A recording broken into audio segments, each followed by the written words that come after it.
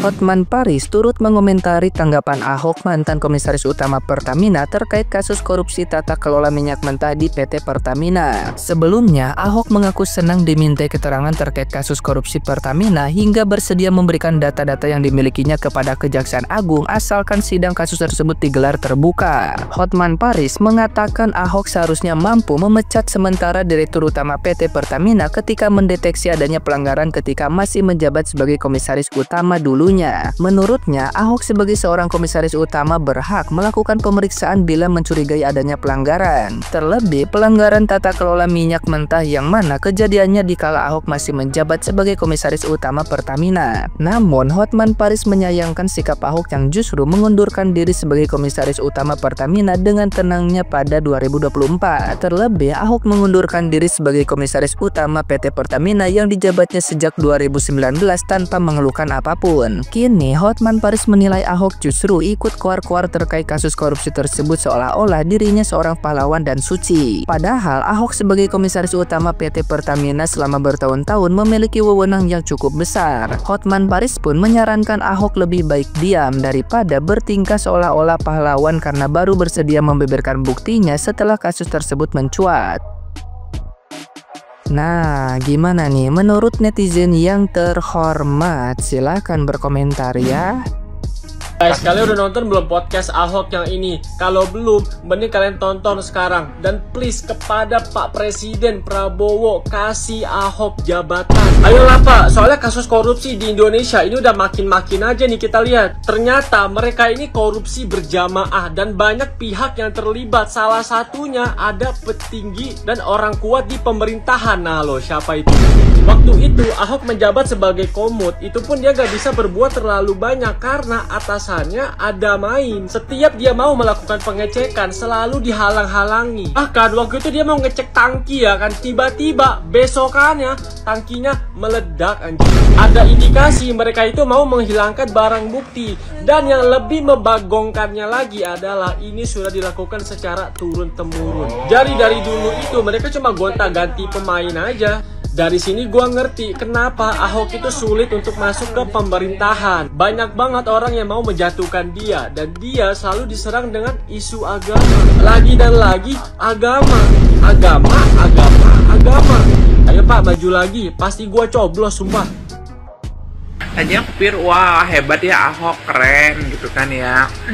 Tapi ternyata di video yang aku stitch hari ini itu ada lanjutannya guys. Which is kan di situ kan dia kan bilang gitu kan ya, dimana Ahok tuh bilang gitu kan, aku tuh kalau mau disuruh bersih-bersih tuh harusnya jangan dijadikan komisaris ya, tapi dijadikan dirut gitu, karena tugas dirut gitu ya yang untuk bersih-bersih Pertamina gitu. Nah kata dia tuh nggak ditawarin jadi dirut, tapi ditawarinnya jadi komisaris. Nah dicarilah sama orang yang bikin VT ini ya, dicarilah cuplikan siaran di mana dia sendiri mengatakan bahwa awalnya dia itu ditawarin jadi dirut, tapi dia memilih menjadi komisaris utama Pertamina bukannya jadi dirut. Alasannya karena kalau kalian buka ya stitchnya ya, alasannya karena dia pengen healing gitu, dia pengen memperbaiki, pengen belajar Mandarin katanya, pengen belajar piano katanya, pengen belajar apa lagi, les golf kata dia gitu ya. Jadi dia bilang paling enak itu punya uang dan punya waktu kata dia. Jadi intinya Ahok tuh di situ sudah ditawarin oleh Pak D untuk menjadi dirut gitu, tapi beliau menolak dan kenapa tidak jadi komisaris utama aja katanya gitu. Ya guys ya. Nah jadi di sini ketahuan banget bahwa Ahok tidak jujur gitu ya. Bilang bahwa mereka tidak menawarkan dia menjadi dirut ya, padahal dia sendiri yang menolak gitu.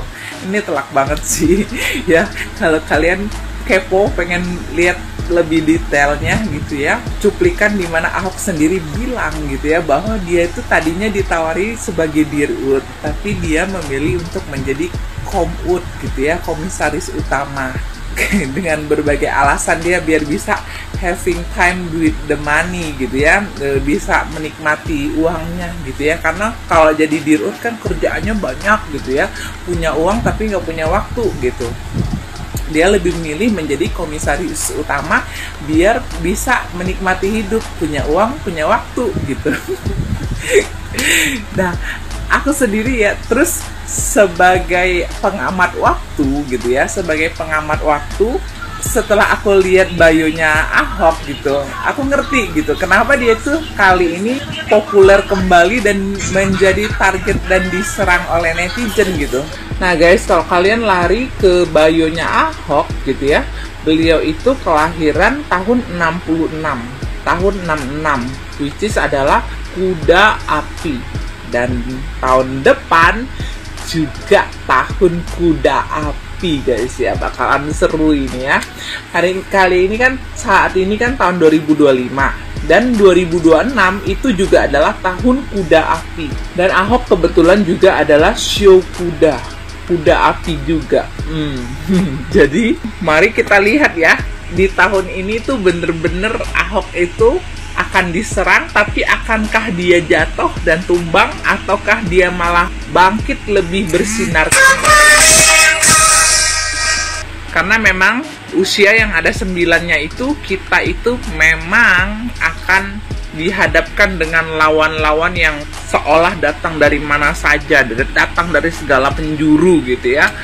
Ya tujuannya sebenarnya bukan untuk menjatuhkan kita doang gitu ya, tapi adalah juga untuk menghancurkan kita guna membangun diri kita yang lebih besar gitu secara cut energi. Kalau dari kacamata energi, usia yang ada 9-nya itu kalau menurut aku ya, aku melihatnya itu sebagai usia dimana kita tuh akan dihancurkan untuk menjadi lebih besar secara gelas energi. Kan kita adalah ya, anggaplah kita tuh sebagai sebuah gelas energi, dan momen memasuki usia yang ada 9-nya, kita itu memang benar-benar akan hidup kita itu akan terasa seperti dihancurkan berkeping-keping gitu ya kan. Kayaknya lawan-lawan itu akan didatangkan dari segala penjuru gitu.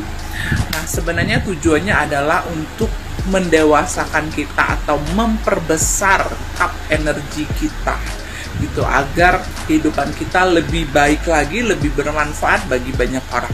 Kayak gitu guys.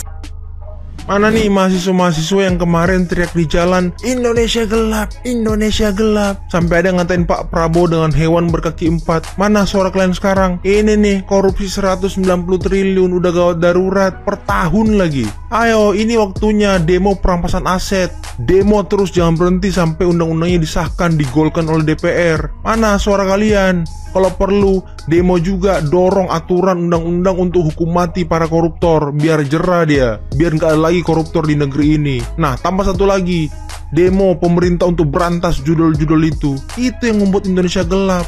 Kalian nggak mau demo? Nggak ada duitnya. Baru tahu lagi nih gue, ternyata korupsinya itu kerugiannya sampai 1 kuadriliun. 1 kuadriliun itu 1000 triliun. Nah, itu kalau bapak ngecek saldo di mesin ATM nolnya sampai mesin sebelah pak. Itu kalau saya disuruh ngitungin 1000 kuadriliun, tangan saya lumpuh pak ngitungin duitnya banyak bener. Lagi banyak banget, rakus banget ah. Fir'aun ketemu bapak kayaknya minder, insecure.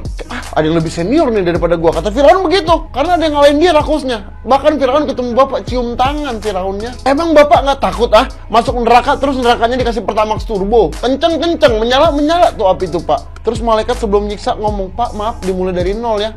Itu dia. Ngeri pak, ya Allah. Saya sih amit-amit cabang mixu ya, maksudnya cabang bayi ya. Itu 1000 kuadriliun kalau dibeliin micin yang goblok sedunia. Gue juga kalau punya duit 1000 kuadriliun, ketemu duit jatuh di jalan gak gue ambil, gue tambahin. Orang-orang lain yang susah batuknya keluar dahak, gue batuk keluar negeri. Blok. Kalau 5 tahun, ya sebagaimana yang diperkirakan sama banyak orang, 900 triliunan atau bahkan ya 1000 triliun. Sumpah nih negara udah terlalu aneh. Saking anehnya gue gak berharap negara ini bagus anjir. Minimal normal-normal aja gitu, biasa-biasa aja. Bilangannya juga bukan karena tanpa landasan. Yang pertama gak mau belajar dari sejarah. Korupsi Pertamina itu kejadian juga di tahun 1970-an. Bahkan negara itu hampir bangkrut. Sekarang kejadian lagi gitu ya, karena BUMN itu megang uang yang harus diawasin. Dan praktik ini udah berjalan selama 5 tahun. Terus gue mempertanyakan pengawasannya gimana. Makanya ramai komplain dari dulu, Pertamax-nya bermasalah itu tuh didengerin. Bikin tim khusus, melakukan audit dan lain sebagainya. Setiap kebijakannya dikritisin. Jangan pas foto di ATM terus. Dan yang kedua, proses penegakan hukumnya. Ini korupsi dari dulu, sumpah. Bahkan gue kasih contoh dari tahun 1970-an yang gila-gilaan. Tapi sampai sekarang itu masih korupsi. Sorry to say, tapi hukum kita itu masih baik untuk orang-orang jahat.